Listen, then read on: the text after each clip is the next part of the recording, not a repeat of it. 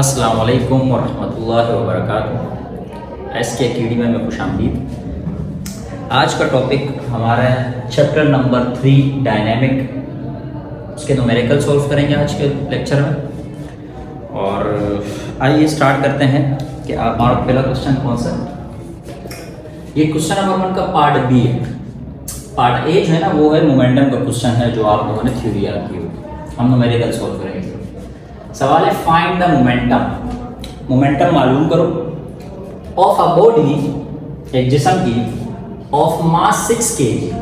इसका क्या मतलब है? उसने कहा कि एक जिस्म है यानी एक बॉडी है जिसका जो मास है वो है 6 kg, 6 किलो का मास है। मूविंग विद अ वेलोसिटी, और वो चल रहा है आगे की तरफ। उसकी जो वेलोसिटी है वो है कितनी रफ्तार से चल रहा है? वो 25 मीटर पर सेकंड की रफ्तार से वो आगे की तरफ बढ़ रहा है। तो यानी दो चीजें हमें बता दी, एक इस बॉडी का मास कि वो कितना है, और दूसरा इस बॉडी की वेलोसिटी कितनी है। ये दो चीजें बताएगी और हमसे मोमेंटम पूछ रहा है कि मोमेंटम मालूम करो। तो डेटा बनाते हैं। गिवन क्या क्या है हमारे पास? एक मास गिवन है जो है 6 kg, सिंपल। एक वेलोसिटी गिवन है जो है 25 मीटर पर सेकेंड। और हमसे पूछ क्या रहा है? हमसे मोमेंटम पूछ रहा है। मोमेंटम मालूम करना है। आपको पता है मोमेंटम को पी से डिनोट करना है।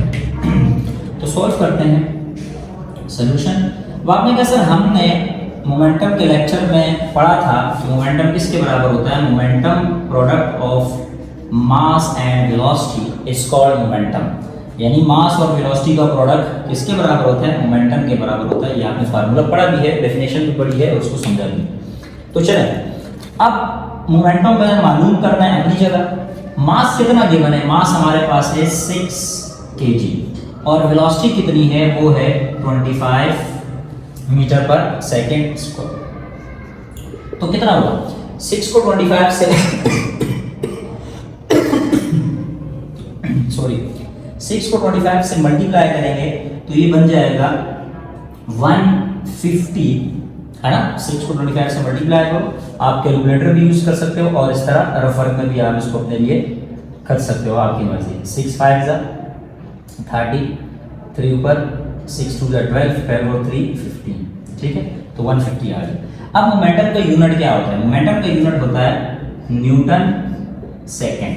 ये आपका पहला न्यूमेरिकल सॉल्व हो गया।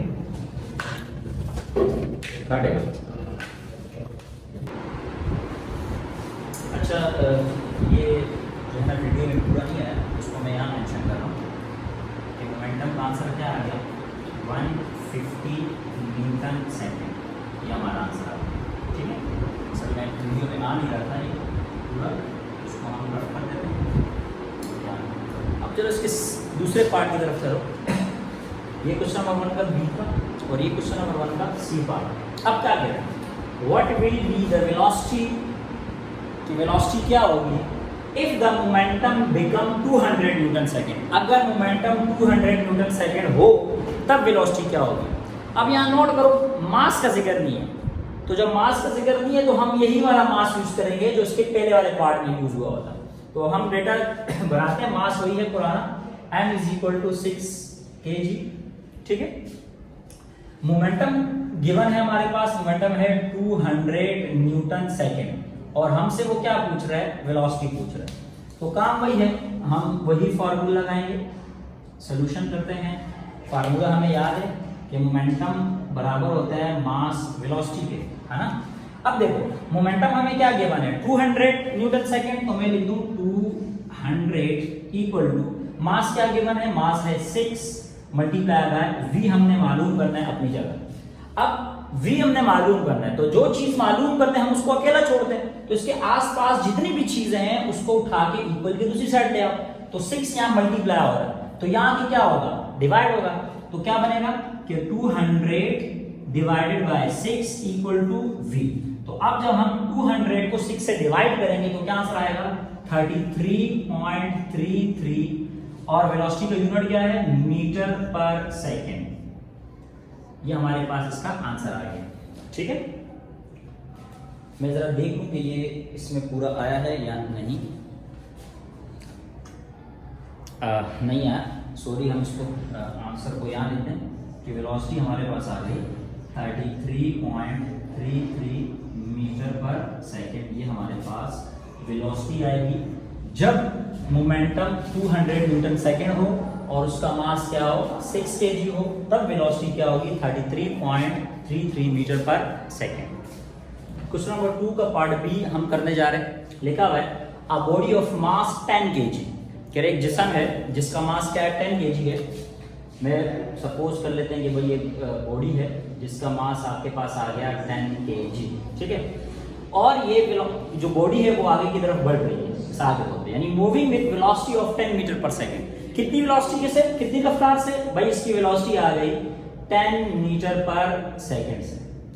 अब हम फर्ज करते हैं कि इसके ऊपर अ फोर्स एक्ट, इसके ऊपर फोर्स लगी, इस बॉडी के ऊपर फोर्स लगी 5 सेकेंड तक। कितने टाइम आ गया 5 सेकेंड। 5 सेकेंड तक इसके ऊपर क्या लगी, फोर्स लगी इस जिस्म पे।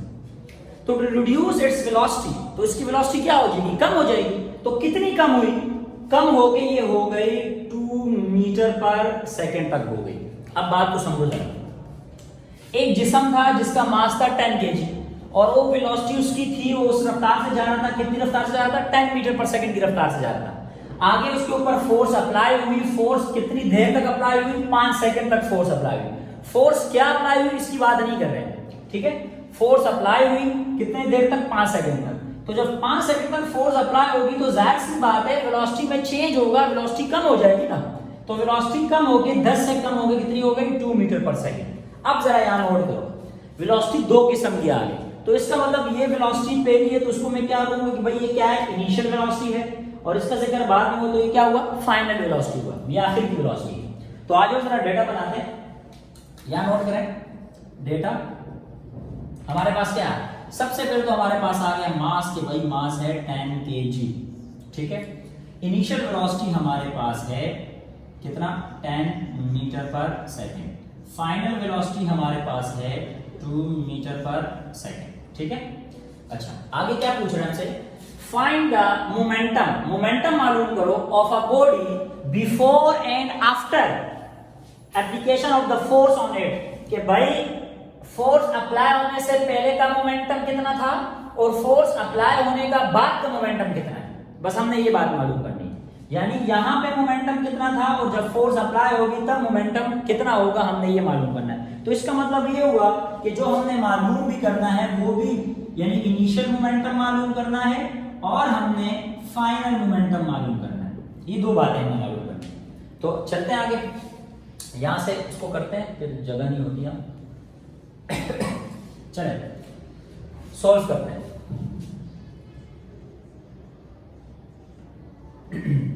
पहले मैं क्या मालूम करूं, पहले मैं इनिशियल मोमेंटम मालूम करूं। चलो मैं एक जुमला लिख देता हूं कि फर्स्ट रिफाइंड इनिशियल मोमेंटम, सही है, इनिशियल मोमेंटम मालूम करते हैं। तो इनिशियल मोमेंटम का जो फार्मूला है PI initial momentum equal to mass initial velocity, ठीक है। तो इनिशियल मोमेंटम तो हमने मालूम करना है, ये अपनी जगह, मास हमारे पास है 10 kg और जो हमारे पास इनिशियल मोमेंटम है वो कितना है 10 मीटर पर सेकेंड। तो 10 को जब 10 से हमने मल्टीप्लाई किया तो हमारे पास मोमेंटम आ गया 100 न्यूटन सेकेंड। ये हमारे पास इनिशियल मोमेंटम हो गया, ठीक है। अब इसी तरह हम क्या मालूम करने जाए, हम क्या लिखें, सेकेंड रिफाइंड फाइनल मोमेंटम, ठीक है। तो फाइनल मोमेंटम का फार्मूला भी इसी तरह बनेगा, क्या है, final momentum equal to mass और फाइनल वेलोसिटी, ठीक है। चलिए फाइनल मोमेंटम अपनी जगह इक्वल टू 10 मास है हमारे पास, गिवन है, लिखा भी है, और फाइनल वेलोसिटी कितनी है 2 है। तो जब मैं 10 को 2 से मल्टीप्लाई करूंगा तो फाइनल मोमेंटम आ जाएगा 20 न्यूटन सेकेंड। तो आप नोट करें कि जब तक फोर्स अप्लाई नहीं हुई थी वेलोसिटी ज्यादा थी तो मोमेंटम भी ज्यादा आया है। जैसे ही हमने इसके ऊपर फोर्स अप्लाई की तो वेलोसिटी कम हुई, रफ्तार कम हुई, तो मोमेंटम भी क्या होगा, कम होगा। ये आपने पढ़ा भी है कि मोमेंटम डिपेंड करता है वेलोसिटी और मास के ऊपर। अगर वेलोसिटी कम होगी तो मोमेंटम भी क्या होगा, कम होगा, ठीक है। तो हमारे पास इसका ये आंसर आ गया। चलो अच्छा, ये एग्जाम्पल नंबर 3 है, अभी जो हमने न्यूमेरिकल किया उसी का न्यूमेरिकल है, यानी चेंज इन मोमेंटम वाला है, और एग्जाम्पल से करवा रहा हूँ ताकि समझ लो आपको। क्या कह रहा है, find the force that can stop a body. Force मालूम करनी है जो कि बॉडी को क्या करे, रोके, टू रेस्ट में ले आए। अच्छा, जहां भी रेस्ट का जिक्र आएगा ना तब velocity automatically 0 metre per second होगी। ठीक है, ये बात नोट करना, कहीं भी कोई भी न्यूमेरिकल इन 4 सेकेंड, 4 सेकेंड में, टाइम भी आ गया आपके पास, ये रहा। From its initial velocity of 16 meter per second, कह रहे इनिशियल वेलोसिटी जो है वो 16 मीटर पर सेकेंड है।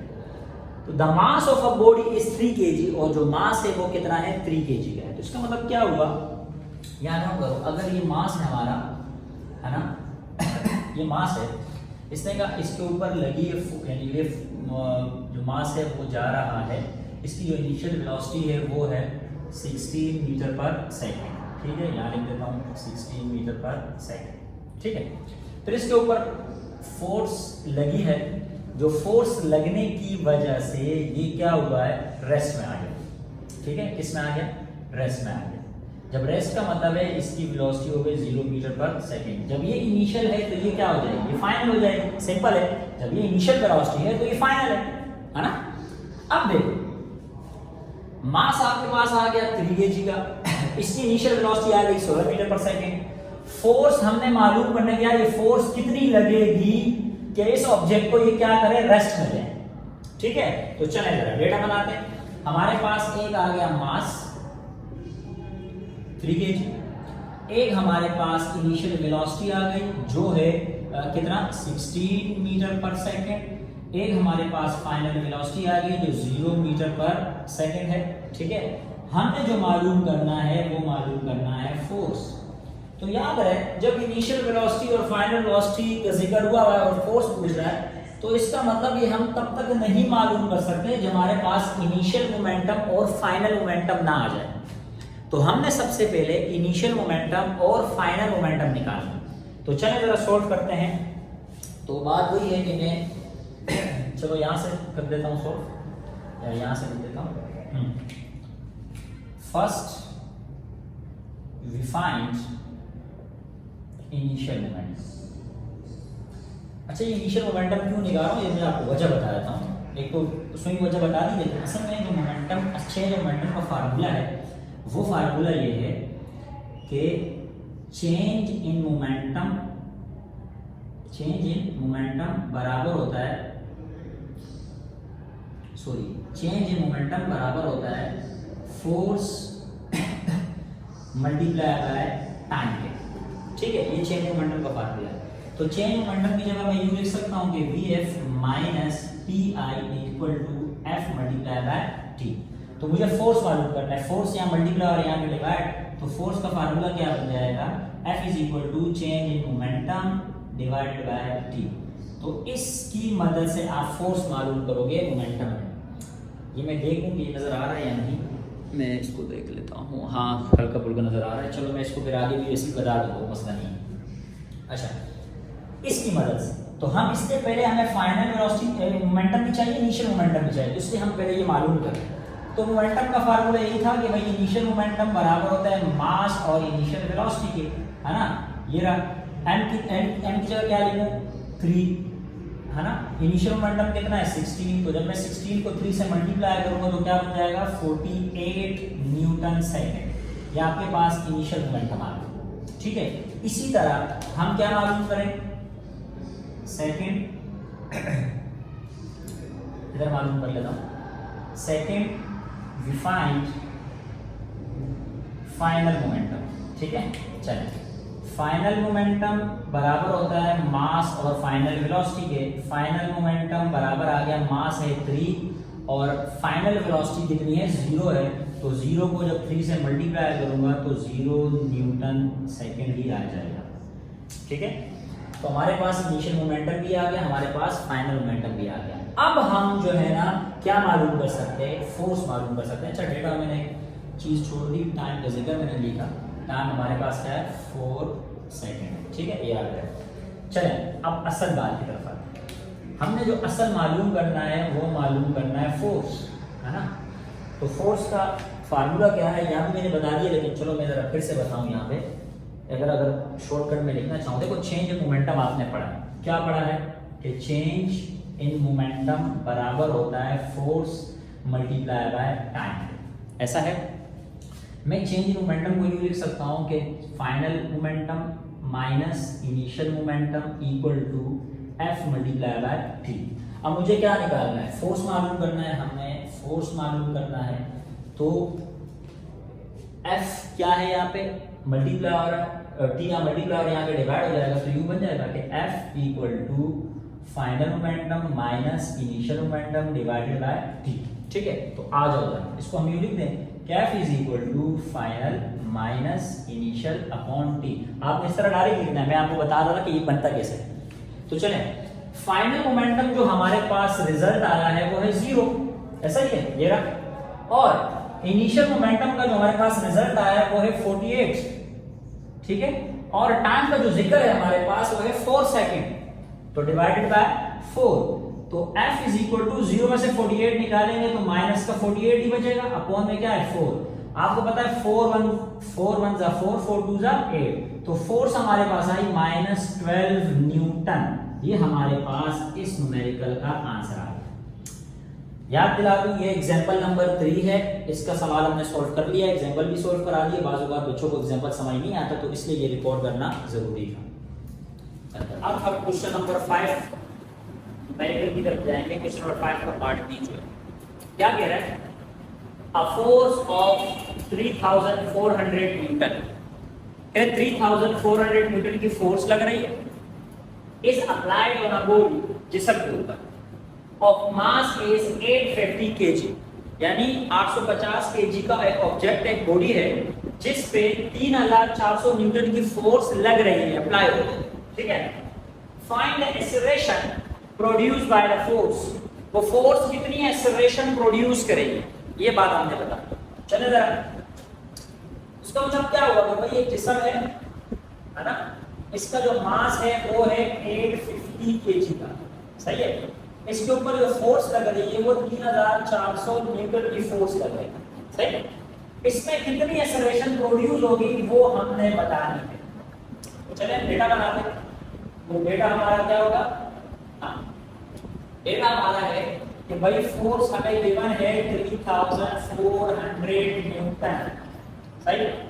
मास हमें गिवन है 850 kg, सही है, और एक्सेलरेशन हमने क्या करना है, मालूम करना है। तो सिंपल सी बात है कि क्या यूज करना है, बाय यूजिंग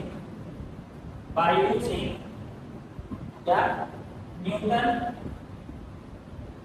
सेकंड लॉ, ठीक है। मैंने इंट्रोडक्शन क्लास में इसमें बताया था किस तरह ये यूज होता है, क्या होता है, वो अगर इस तरीके का देख फोर क्या न्यूटन सेकंड को क्या होता है, F is equal to ma।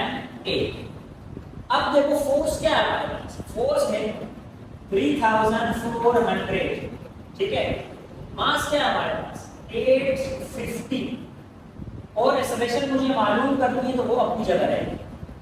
अब एक्सेलरेशन मालूम करनी है, उसको अकेला छोड़ेंगे, 850 या मल्टीप्लाई हो रहा है तो यहाँ क्या हो जाएगा, डिवाइड हो जाएगा, यहाँ करते हैं शायद। तो 3400 divided by 850 is equal to 8, सही है। अब हमारे पास क्या आया, अच्छा इसको जब डिवाइड करेंगे तो डिवाइड कर लो, जैसे 0 से 0 कैंसिल, 340 से 85 को डिवाइड करो, क्या आया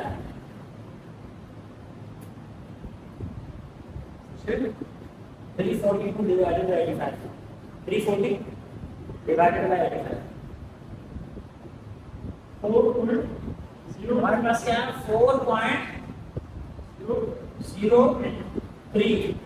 क्या होता है, मीटर पर सेकंड स्क्वायर। तो हमारे पास जो एक्सेलरेशन आएगा वो 4.03 मीटर पर सेकंड स्क्वायर एक्सेलरेशन। तो यानी अगर फोर्स 3400 न्यूटन की किसी ऑब्जेक्ट पे लगे, जो ऑब्जेक्ट हो 850 किलो का, तो उसमें एक्सेलरेशन कितनी प्रोड्यूस होगी, 4.03 मीटर पर सेकंड स्क्वायर, ठीक है। अगला न्यूमेरिकल सोल्व करते हैं। क्वेश्चन नंबर 5 के सी पार्ट की तरफ चलते हैं। क्या कह रहा है, how much force should be applied, कितनी फोर्स अप्लाइड की जाएगी ऑन अ बॉडी, जिस्म के ऊपर, ऑफ मास 425 kg। अगर एक मास 425 किलो का हो, केजी का हो, तो उस पर कितनी फोर्स अप्लाई करें? Produce expression same as calculate in part B, कि उसकी जो एक्सप्रेशन थी वो बिल्कुल पार्ट बी में जो थी वही थी जिसका आंसर निकला था। मैंने कहा से 4 मीटर पर सेकेंड स्क्वायर, तो एक्सप्रेशन वही यूज करनी है जो पिछले वाले सवाल थी। और मास उन्होंने बता दी कि 425 केजी है और हमें फोर्स कौन से पूछ रहा है। तो चले डेटा बनाते हैं।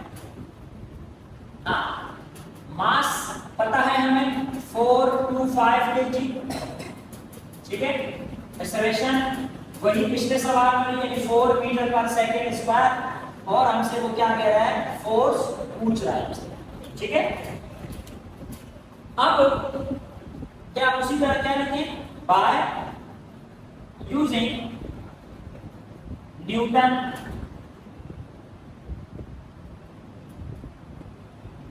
Second law. तो सेकेंड लॉ क्या है?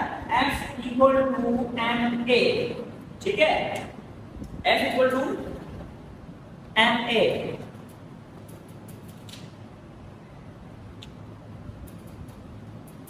तो फोर्स तो हमने मालूम कर दी है, मास हमारे पास है वो 425 और एक्सेलरेशन जो है वो हमारे पास क्या है? 4। अब जब हम इन दोनों को मल्टीप्लाई करेंगे तो हमारे पास आंसर क्या आएगा?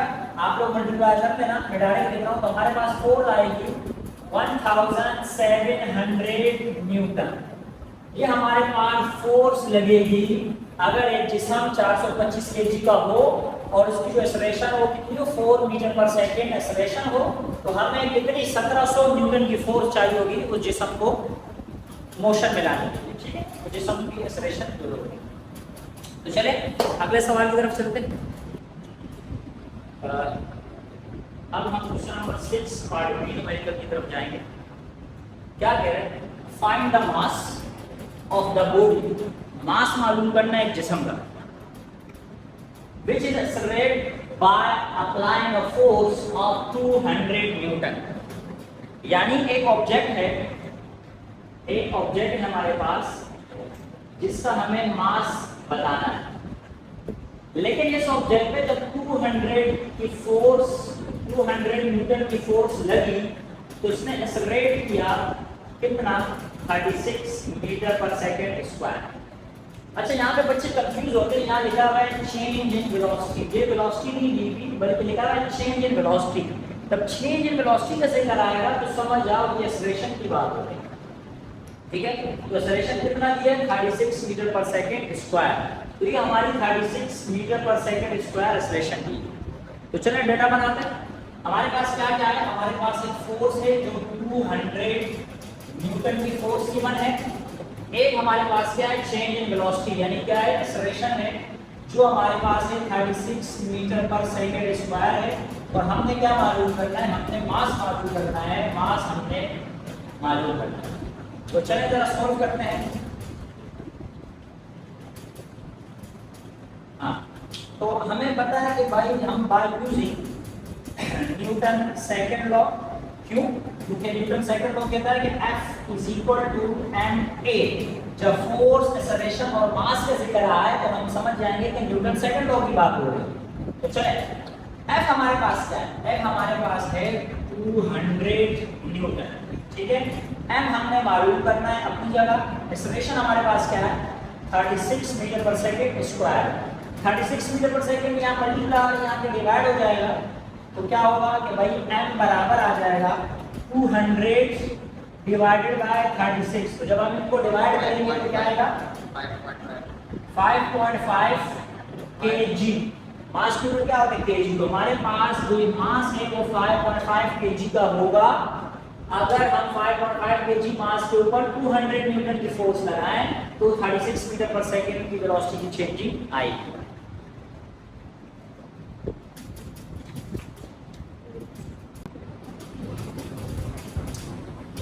क्वेश्चन नंबर 6 पार्ट सी की तरफ जाएंगे। क्या कह रहा है? What should be the acceleration, acceleration कितनी होगी of the same body. Same body का मतलब है पिछले न्यूमेरिकल में जो आपने मास निकाला था, कितना निकाला था? हमने पिछले न्यूमेरिकल में मास निकाला था 5.5 kg।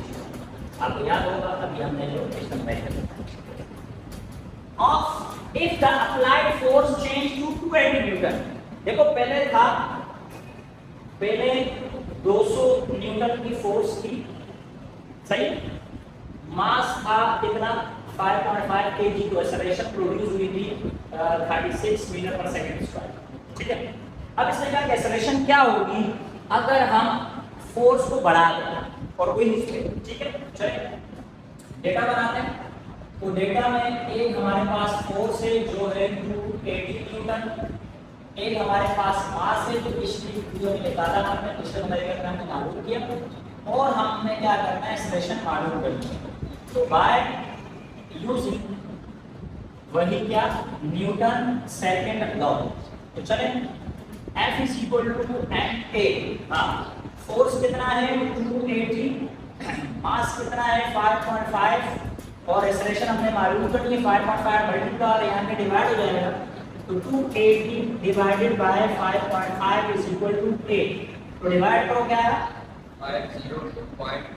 50.909 मीटर पर सेकंड स्क्वायर, ठीक है। तो ये हमारे पास एक्सेलरेशन प्रोड्यूस होगी। अगर हम फोर्स को 200 न्यूटन से बढ़ा के 280 न्यूटन करते हैं तब एक्सेलरेशन प्रोड्यूस होगी 50.9 मीटर पर सेकंड स्क्वायर। अच्छा, हम अब उन न्यूमेरिकल्स के एग्जांपल करेंगे, तो एग्जांपल नंबर 5 है जो फोर्स वाले न्यूमेरिकल, अब उसके एग्जांपल डिस्कस करेंगे। क्या कह रहे हैं, फाइंड द फोर्स, के फोर्स मालूम करनी है that can accelerate a body 50 kg, कि अगर 50 kg का मास है और उसका जो एक्सेलरेशन है कितना बढ़ रहा है 5 मीटर पर सेकंड स्क्वायर। यानी क्या मतलब है, देखो मतलब ये है कि अगर एक बॉडी है और उसका जो मास है वो है 50 kg का और उसकी जो एक्सेलरेशन है वो है कितनी 5 मीटर पर सेकंड स्क्वायर, तो इस पे लगने वाली फोर्स वो कितनी होगी हमने ये मालूम करना, ठीक है। चलिए डेटा बनाते हैं, सिंपल सवाल है, सिंपल सवाल है, डेटा सिंपल सा है। चलो हाँ, एक्सेलरेशन जो हमारे पास है वो 5 मीटर पर सेकंड स्क्वायर है, मास जो हमारे पास है वो है 50 kg और हमने क्या मालूम करना है फोर्स मालूम करना है। बिल्कुल सिंपल सी बात है, समझ आ रही होगी मुझे उम्मीद है। हाँ क्या है वही Newton second law by using Newton second law, आप फुल फॉर्म लिख लिया करो बेहतर है। हाँ न्यूटन सेकंड लॉ क्या है F is equal to ma, force तो मालूम करनी है अपनी जगह, m कितना है 50 मल्टीप्लाई बाय a कितना है 5, तो जब हम 50 को 5 से मल्टीप्लाई करेंगे तो कितना आ जाएगा 250 न्यूटन, ये हमारे पास फोर्स आ जाएगी अगर ऑब्जेक्ट 50 kg का हो और उसकी एक्सेलरेशन 5 मीटर पर सेकंड स्क्वायर है, तो हमारे पास फोर्स आनी चाहिए, फोर्स लगने वाली फोर्स कितनी होगी 250 न्यूटन।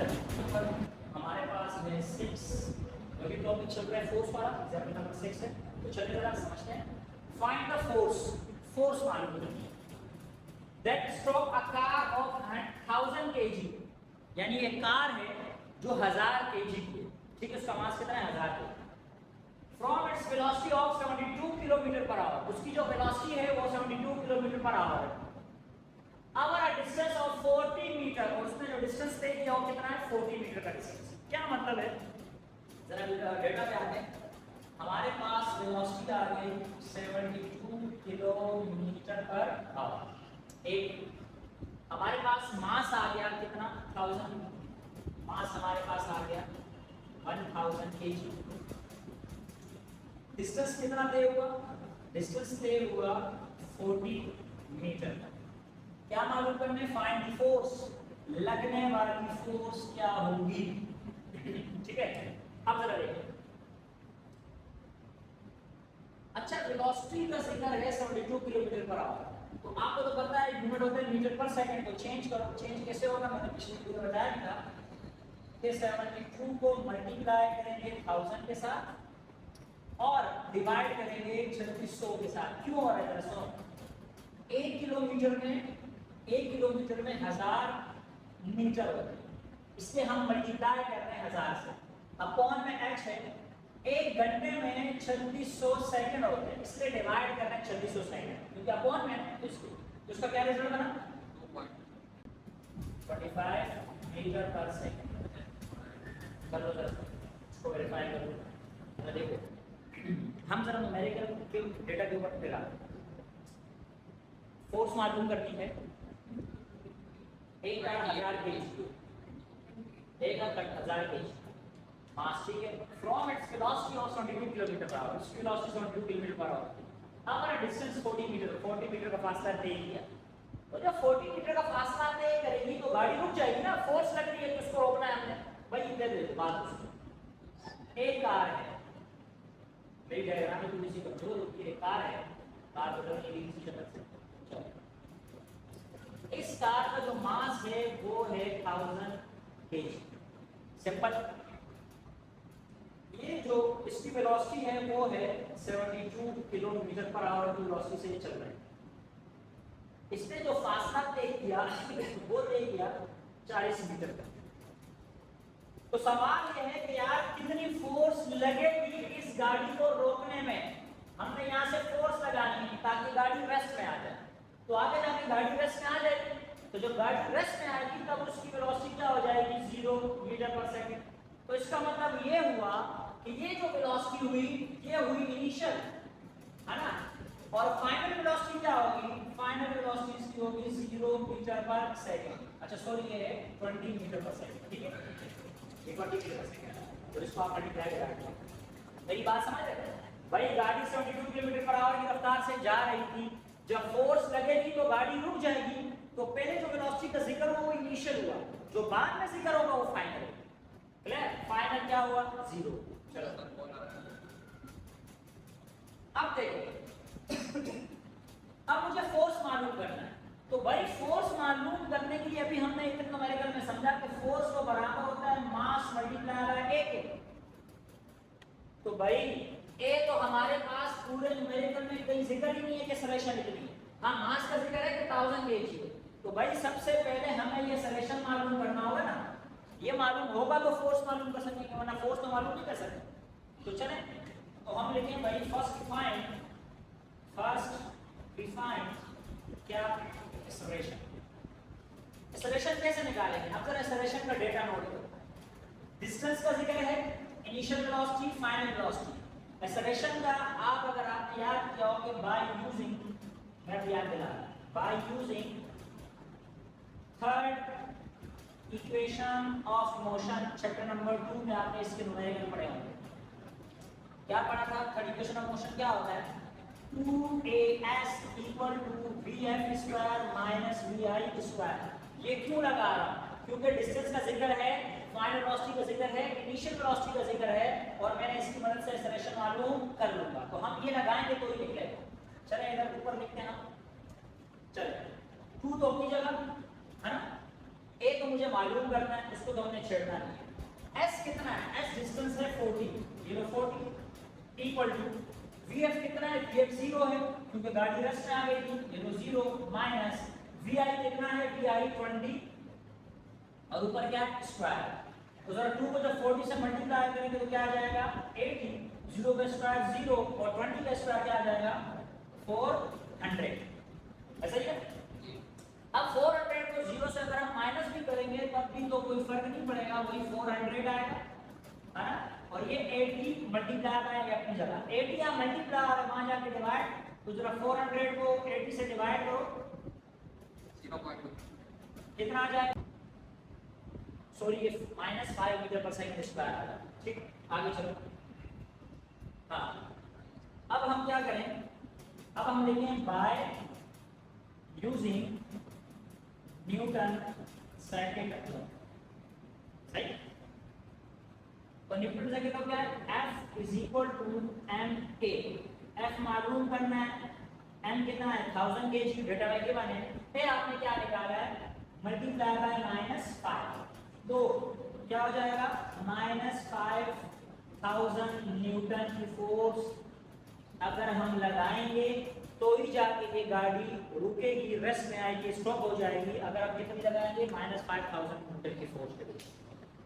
तो हमारे पास एग्जांपल नंबर 6 भी हो गई। तो फोर्स के मतलब जितने भी सवाल थे वो हमारे कंप्लीट हो गए। अब हम आगे की तरफ जाएं। क्वेश्चन नंबर 7 अब हम सॉल्व करेंगे, इसको जरा तवज्जो से समझना। An empty car has 1200 kg mass। एक कार है, खाली है, यानी सिर्फ कार का जो मास है वो 1200 kg। ठीक है, कार में कोई बैठा हुआ नहीं है, बिल्कुल सिर्फ कार के मास का। इट्स इंजन कैन प्रोड्यूस, जो इंजन एक्सेलरेशन प्रोड्यूस कर रहा है ऑन एक्सेलरेशन ऑफ 4 मीटर पर सेकंड स्क्वायर, यानी जब कार खाली थी तब उसका जो इंजन एक्सेलरेशन प्रोड्यूस कर रहा था वो था 4 मीटर पर सेकंड स्क्वायर। ठीक है, अब आगे सुनो। If 300 kg load is added, उस कार में 300 किलो का जो मास था वो और ऐड किया गया to mass by passenger and luggage, यानी कुछ पैसेंजर बैठे और कुछ उन पैसेंजर के पास सामान था उन्होंने वो रखा, तो टोटल उनका जो मास था वो था कितना, 300 kg। What is the acceleration the same engine will produce, कि अब उसका इंजन कितनी एक्सेलरेशन प्रोड्यूस करेगा, ये असल सवाल है। यानी गाड़ी खाली थी तब उसका जो इंजन एक्सेलरेशन प्रोड्यूस कर रहा था वो था 4 मीटर पर सेकंड। ठीक है, जब गाड़ी खाली थी, और जब गाड़ी खाली थी तो गाड़ी का जो मास था वो 1200 किलो। ठीक है, फिर गाड़ी में लोग बैठे और उनका सामान भी रखा गया, तो उन लोगों का और उनके सामान का जो टोटल मास था वो 300 kg था। तब उस गाड़ी का जो इंजन है वो कितना एक्सेलरेशन प्रोड्यूस करेगा, ये सारी बात है। तो चले जरा डेटा बनाते हैं। डेटा, अच्छा, मास तो हमारे पास मास था, यानी मास जो था वो खाली गाड़ी, मैंने लिख देता हूं एम्प्टी कार मास कितना था, 1200 kg। सही, और तब उसकी एक्सेलरेशन कितनी प्रोड्यूस हो रही थी, तब उसकी एक्सेलरेशन प्रोड्यूस हो रही थी कितनी, 4 मीटर पर सेकंड स्क्वायर। ठीक है, ये तो हमारे पास इसका डेटा है। हमने जब मास इतना था तब एक्सेलरेशन कितनी प्रोड्यूस हो रही थी, तब फोर्स कितनी लग रही थी, पहले हमने ये मालूम करना, क्योंकि जब तक मुझे फोर्स का पता नहीं चलेगा कि यार इंजन में फोर्स कितनी लग रही थी, तब तक मैं आगे वाली बात मालूम नहीं कर सकता। तो पहले जरा फोर्स मालूम करो। सही है, तो चले जरा वही। अच्छा, मैं डेटा को मजीद आगे लिखूंगा, उससे मैं बात यहाँ से वही बात आगे, bye using Newton second law. सही है, आप इसको शॉर्टकट में NSL भी लिख सकते हो। चलो, F is equal to MA। F ये रहा, M जो था वो कितना था, 1200। याद रहे, ये मैं तब का निकाल रहा हूँ जब गाड़ी खाली, मल्टीप्लाई रहा है 4। तो हमारे पास ये जो उसका, उसको जब हम मल्टीप्लाई करेंगे तो हमारे पास इसका आंसर क्या आ जाएगा, 4800 न्यूटन। ठीक है, ये कब की फोर्स है, जब गाड़ी खाली थी, जब उसका मास 1200 kg था और जब उसका इंजन 4 मीटर पर सेकंड स्क्वायर एक्सेलरेशन प्रोड्यूस कर रहा था, ये तब था। अब जो हमने असल कहानी करनी है, अब आगे देखो। इफ 300 kg लोड, ठीक है, हमने 300 kg वेट लोड किया, तो अब देखो मैं डेटा में कुछ इजाफा करूं, यानी टोटल वेट क्या आएगा हमारे पास, यानी टोटल मास क्या आएगा, टोटल मास आएगा हमारे पास 1200 पहले था, है ना, प्लस 300, तो कितना हुआ, 1500 kg टोटल मास। क्यों, जब ये सामान और बंदे बैठे, ठीक है, बैठ गए। आगे चलो, अब हमें मालूम करना है क्या, एक्सेलरेशन, 4 एक्सेलरेशन, ये तब जब गाड़ी में 300 पैसेंजर और लोग बैठेंगे, जब लोड बढ़ा। तो अब देखो, अब यही कहानी है, F is equal to MA।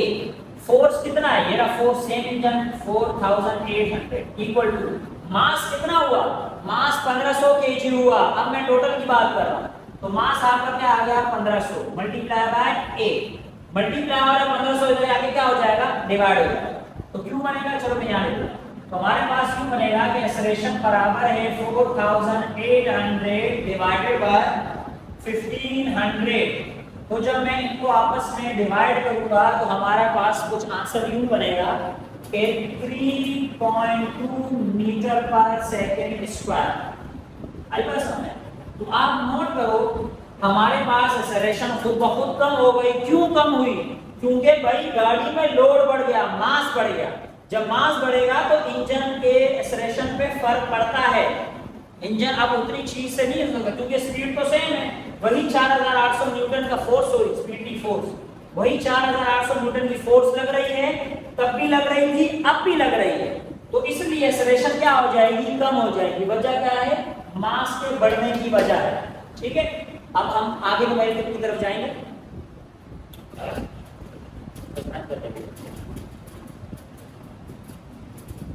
Question number 8 के पार्ट बी जो न्यूमेरिकल है, जो मैथ से रिलेटेड है, उसके बारे में बात कर रहे हैं। चलिए सॉल्व करते हैं। सवाल क्या है? फिर the mass of an object is 60 kg।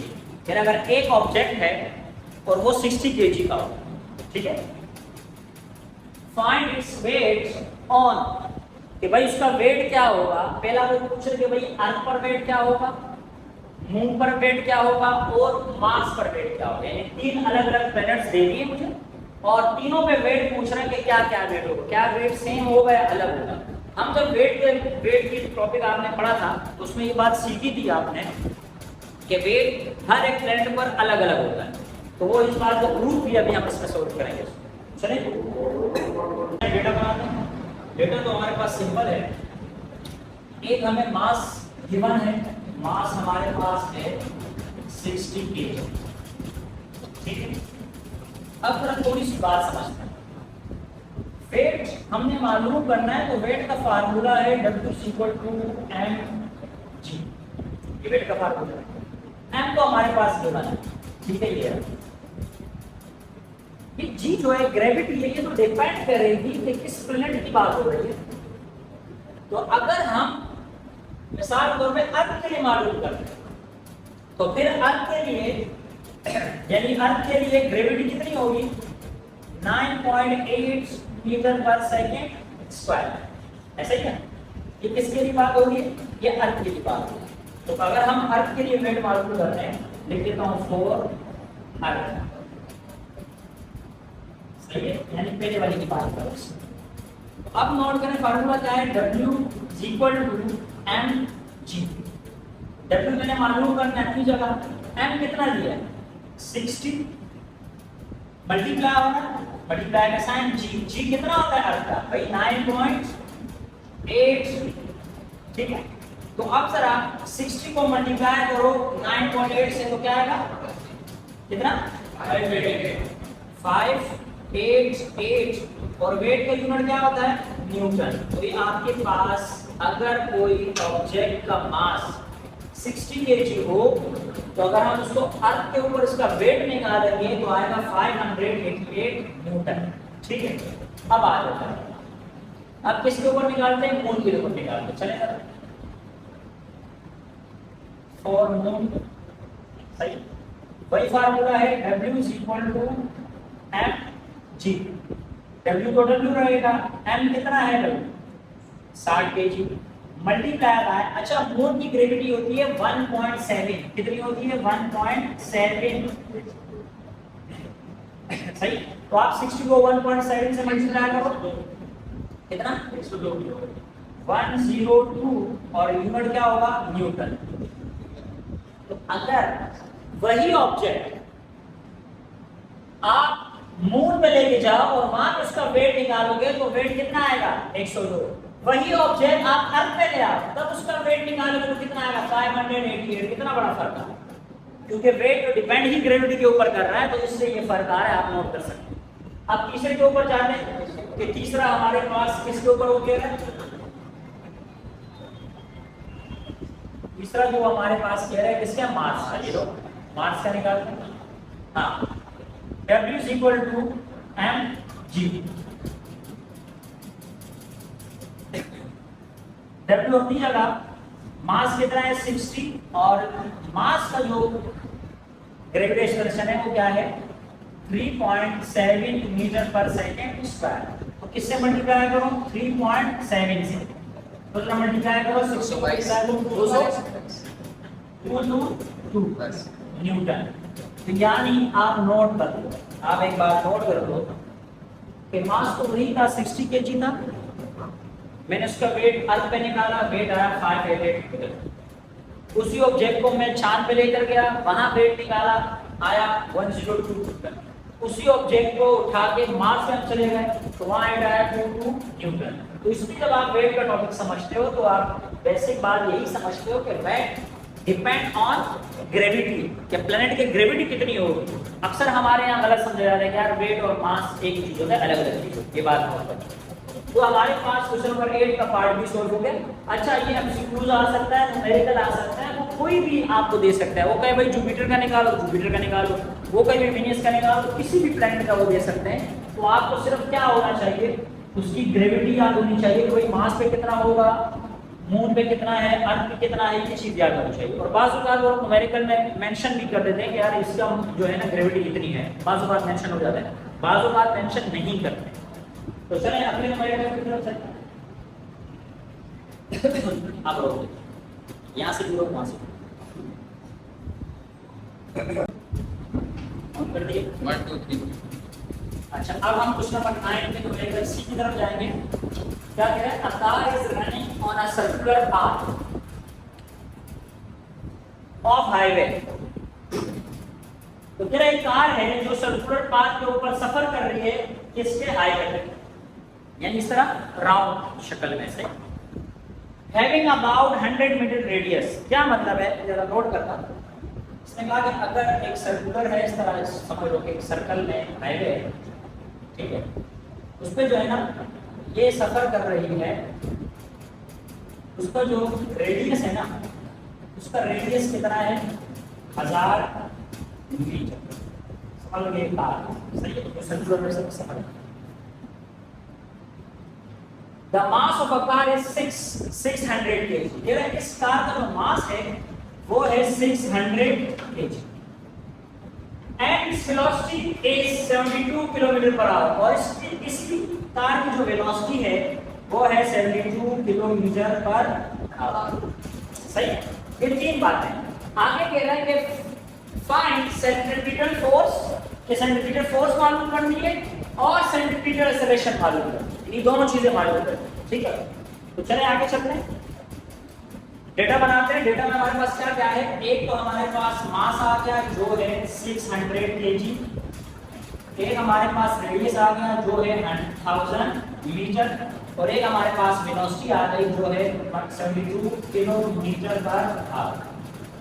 मास का यूनिट केजी होता है, ये भी ठीक है। रेडियस का यानी लेंथ का या डिस्टेंस का यूनिट क्या होता है, एम मीटर होता है, ये भी ठीक है। और स्पीड का मसला है, वेलोसिटी का मतलब है 72 किलोमीटर पर आवर, ये मीटर पर सेकंड होना चाहिए। तो सबसे पहले हम इसको कन्वर्ट करेंगे। कैसे कन्वर्ट करेंगे, इसी डेटा में कन्वर्ट करो। क्या करेंगे, 72 को मल्टीप्लाई करेंगे 1000 के साथ। क्यों? क्योंकि 1 किलोमीटर में 1000 मीटर होते हैं। और डिवाइड करेंगे किससे, h से। h क्या मतलब है, h का मतलब है 3600 सेकंड। क्यों? 1 घंटे में 3600 सेकंड होते हैं, ठीक है। तो इसलिए हम 3600 से डिवाइड करेंगे। डिवाइड क्यों कर रहे हैं, क्योंकि अपॉन में h है, किलोमीटर के साथ 72 यानी मल्टीप्लाई हुआ, तो मल्टीप्लाई किया 1000 से और डिवाइड किया 3600 से। तो क्या है हमारे पास, यानी 20 मीटर पर सेकंड आ गया। तो हम यूं कह सकते हैं कि वेलोसिटी हमारे पास है 20 मीटर पर सेकंड, ठीक है। तो अब हम सोल्व करेंगे। पहली बात हमने क्या मालूम करनी है, हमने करनी है सेंट्रीपिटल एक्सेलरेशन, सॉरी फोर्स। और दूसरी बात क्या करनी है, सेंट्रीपिटल एक्सेलरेशन मालूम करनी है। दो बातें आपने मालूम करनी है। तो चलें स्टार्ट करते हैं, यहाँ पे स्टार्ट कर लेते हैं। ये बोर्ड नजर आ रहा है, सही है। यहाँ पे स्टार्ट करते हैं। पहले हम मालूम करते हैं ये लोग सेंटीमीटर फोर्स। सेंटीमीटर फोर्स का फार्मूला होता है mv² r, ठीक है। तो सेंटीमीटर फोर्स को अपनी जगह मालूम करना है। मास कितना है भाई, मास है 600 मल्टीप्लाई बाय v। v कितना है 20 और ऊपर स्क्वायर है, अपॉन में r कितना है 1000 मीटर। तो 20 का स्क्वायर निकालोगे तो क्या बनेगा 400, और डिवाइड किससे करोगे 1000 से। तो इन दोनों को आपस में मल्टीप्लाई करके 1000 से डिवाइड करके डायरेक्ट बता दो क्या आंसर आ रहा है 240 यानी 240 न्यूटन आपके पास सेंटीमीटर फोर्स आएगी। ठीक है, सिंपल है। इसी तरह किसकी बात करूं अब सेंटीमीटर एक्सेलरेशन की बात करूं, ये फार्मूला क्या है v²/r। तो ये अपनी जगह v वही 20 है और ऊपर क्या है स्क्वायर है अपॉन रेडियस की जगह क्या लिखूं 1000 लिखूं। तो 20 का स्क्वायर क्या बना था 400। तो 400 को जब आप 1000 से डिवाइड करोगे तो हमारे पास कितना आएगा 0.4 मीटर पर सेकंड स्क्वायर। ये आपके पास सेंटीमीटर एक्सेलरेशन आ गया।